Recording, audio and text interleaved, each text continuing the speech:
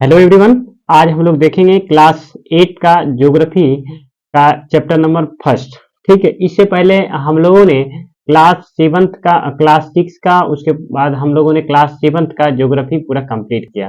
तो चलिए हम लोग देखते हैं क्लास 8 का ज्योग्राफी का चैप्टर नंबर फर्स्ट में। और इस चैप्टर्स की जब बात करते हैं तो यहाँ पे रिसोर्सेज के बारे में बताया गया है ना। तो अब देखिए रिसोर्सेज के बारे में इसमें हम पढ़ेंगे कि डिफरेंट डिफरेंट टाइप्स के रिसोर्सेज क्या होते हैं। फर्स्ट वन हम उसका डिफिनेशन देखेंगे, आफ्टर देन देखेंगे रिसोर्सेज के टाइप्स। ठीक है, और कौन से ऐसे रिसोर्सेज हैं जो कि काफी इंपॉर्टेंट हैं। ठीक है, तो चलिए देखते हैं हम इस चैप्टर में वन बाय वन। उसके बाद हम लोग देखेंगे लास्ट में इसका क्वेश्चंस का सॉल्यूशंस, है ना। तो देखिए कहते हैं जब पर्टिकुलरली कि जो भी चीजें हैं आज के डेट में, चाहे कुछ भी चीज हो, चाहे वाटर हो, इलेक्ट्रिसिटी हो, रिक्शा हो, वेजिटेबल्स हो, टेक्स्ट बुक हो, या कुछ भी कॉमन चीजें जो आपकी आवश्यकताओं को पूर्ति करता है, जो आपके लिए उपयोगी हो, ठीक है, जिससे कि आपकी जो नीड है वो फुलफिल हो, उसी को हम लोग क्या बोलते हैं, रिसोर्स बोलते हैं, है ना। चाहे वो इलेक्ट्रिसिटी हो जाए, या वाटर हो जाए, या एक इंसान हो जाए, ठीक है, ह्यूमन हो जाए। तो ये सारे क्या है, these all are the resources. तो चलिए अब किसी भी चीज का कोई भी रिसोर्स, ठीक है, उसका वैल्यू तभी होती है जब उसका यूटिलिटी होता है, यानी कि उसकी जितनी उपयोगिता होगी उसका उतना ही वैल्यू होगा, है ना। तो देखिए ये क्या होता है, ये वैल्यू का मतलब होता है रिसोर्सेस हैव इकोनॉमिक वैल्यू, ठीक है, economic value some do not. For examples के लिए मेटल में हैव एन इकोनॉमिक वैल्यू। आप देखिए यहाँ पे दो तरह की चीजें होती है। एक होता है कि देखिए ह्यूमन नीड्स को सेटिस्फाइड करता है, जैसे कि कोई भी चीज है तो वो क्या करता है कि जैसे कि पर्टिकुलरली कोई भी देखिए फ्लावर है, ठीक है, तो फ्लावर क्या होता है ना कि वो आपकी आवश्यकताओं को पूर्ति नहीं करता, बट अगर आप उसको देखते हैं उसकी सुंदरता को तो आप उससे सेटिस्फाइड हो जाते हैं, ठीक है।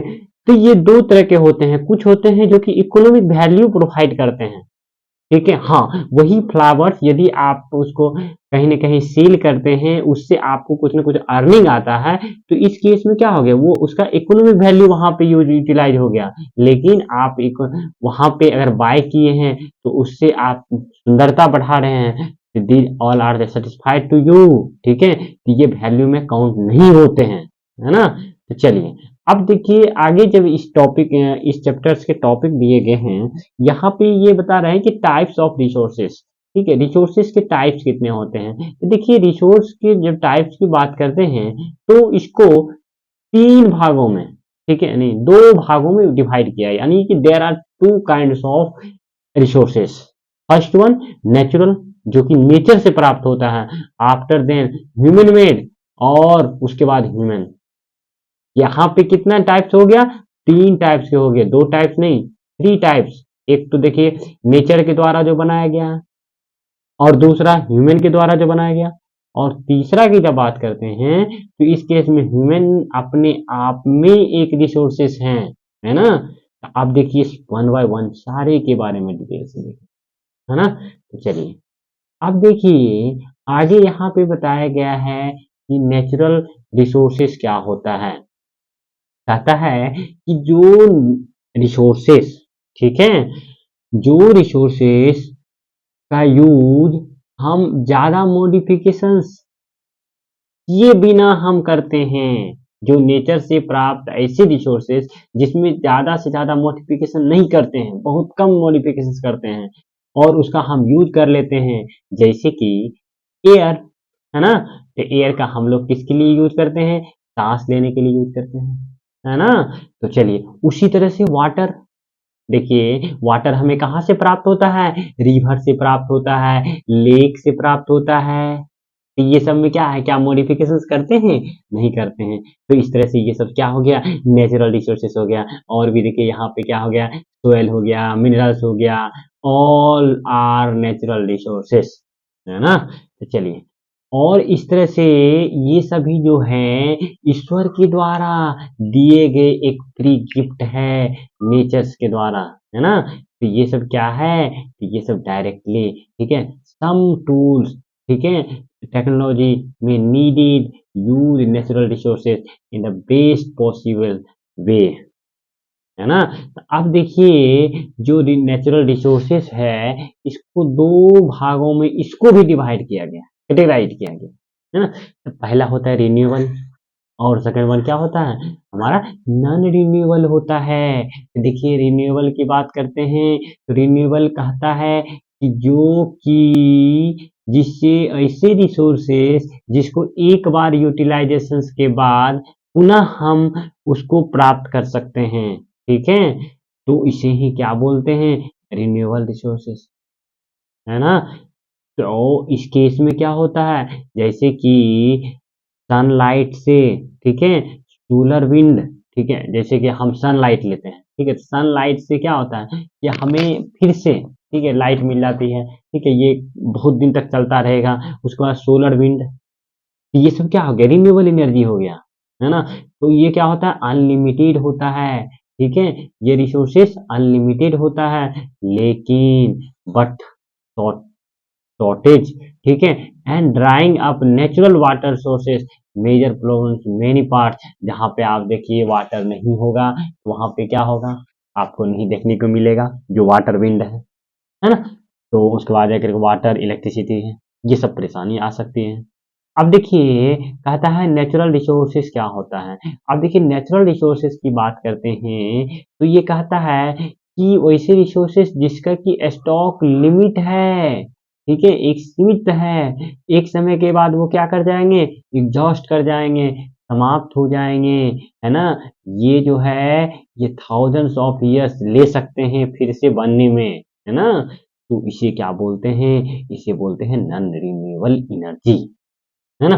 तो अब देखिए क्या होता है, कहता है कि ह्यूमन लाइफ के लिए अगर ये रिसोर्सेज समाप्त हो गया तो ह्यूमन का लाइफ जो है वो क्या हो जाएगा, काफी क्रिटिकल सिचुएशन में देखने को मिलेगा। तो कहता है कि ये जो है रिसोर्सेज, ठीक है, इसका ये जो नॉन रिन्यूएबल रिसोर्सेज है जिसमें कि आपका कोयला हो गया, पेट्रोलियम हो गया, है ना, उसके बाद नेचुरल गैसेस हो गया, ये सब नॉन रिन्यूएबल एनर्जी का एक एग्जाम्पल है।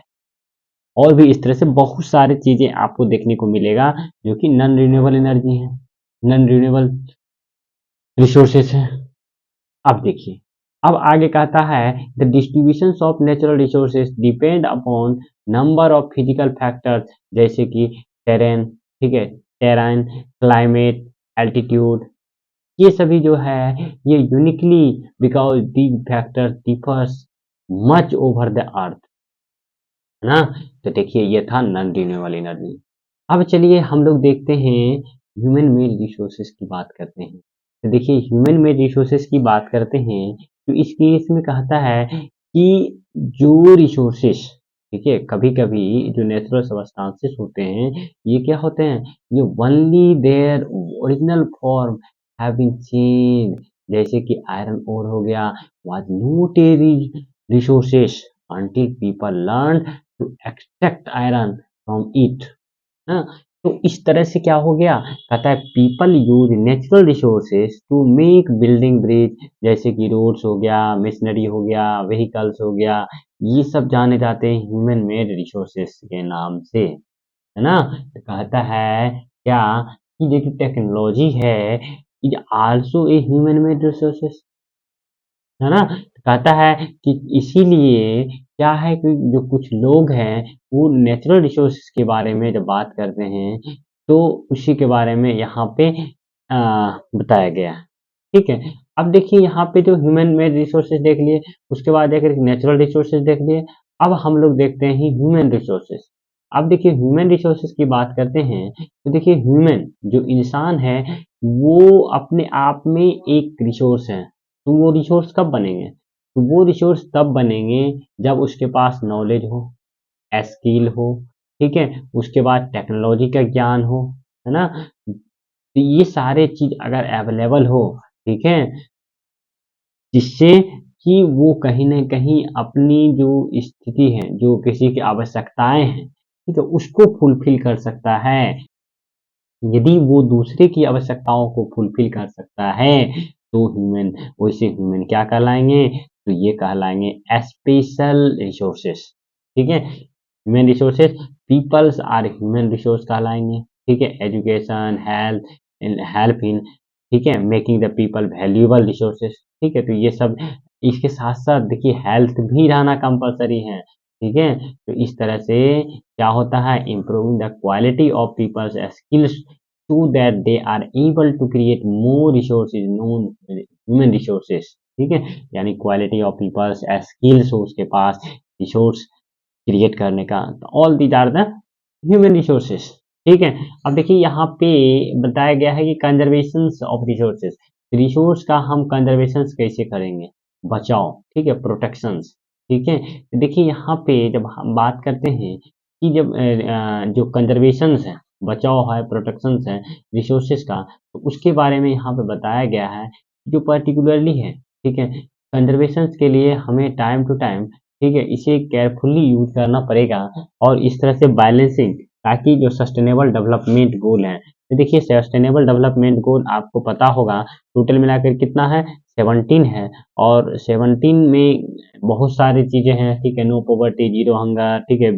Life under below water all these things ठीक है तो आप देखिए उसी केस में यहाँ पे कहता है कि हमें अपना जितना यूज करें ठीक है उतना ही बचा के भी रखें ताकि आने वाले जनरेशन के लिए भी बचा हुआ रहे है ना तो कहता है each person can contribute by reducing consumption recycling and reusing things ultimately it makes difference because our lives are linked ना एक दूसरे से लिंक है ताकि आने वाले टाइम पे किसी को परेशानी ना हो है ना ये था इस चैप्टर्स में पूरा कंप्लीट हो गया चैप्टर्स अब देखिए आगे हम लोग देखते हैं इस चैप्टर्स का क्वेश्चंस कहता है why are resources distributed unequally over the earth देखिए यहाँ पे बहुत सारे फैक्टर्स होते हैं जिससे कि रिसोर्स का जो डिस्ट्रीब्यूशन है पूरे अर्थ पे वो अनइक्वली है इसके पीछे क्या रीजन है तो पहला रीजन आप ये बता सकते हैं जो क्लाइमेटिक कंडीशंस हैं ठीक है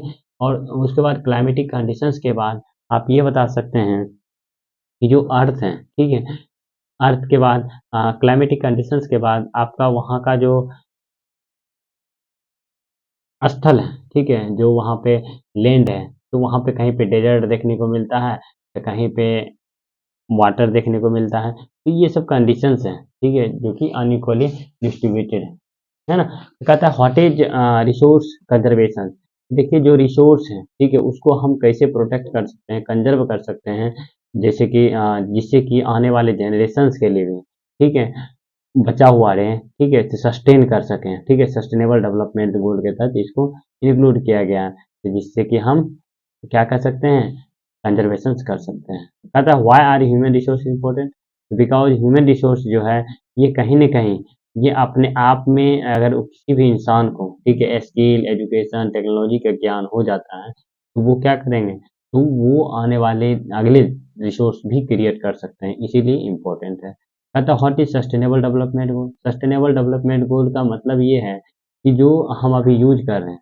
ठीक है ये चीज जितना हम यूज कर रहे हैं आने वाले जनरेशन के लिए भी ये चीज उतना ही बचा हुआ रहे ठीक है that is the sustainable development कहता है टिक टेक आंसर ठीक है which one of the following is note make a substance resource ठीक है सब्सटेंस रिसोर्स की जब बात करते हैं तो यहाँ पे आपका देखिए वैल्यू क्वांटिटी यूटिलिटी ठीक है देखिए यहाँ पे क्वांटिटी हो गया ठीक है किसी चीज़ की मात्रा नोट है सब्सटेंस रिसोर्सेज कहता है which one of the following human में रिसोर्सेज देखिए यहाँ पे मेडिसिन टू ट्रीट कैंसर ठीक है spring water tropical forest made human के द्वारा medicine to treat cancer complete the statement देखिए यहाँ पे ये चीज दिया गया है ठीक है कहता है कि non renewable resources are non renewable resource क्या है देखिए यहाँ पे कहता है कि those which have limited stock ठीक है non renewable resources those which have limited stock made by human beings drive from non living thing ठीक है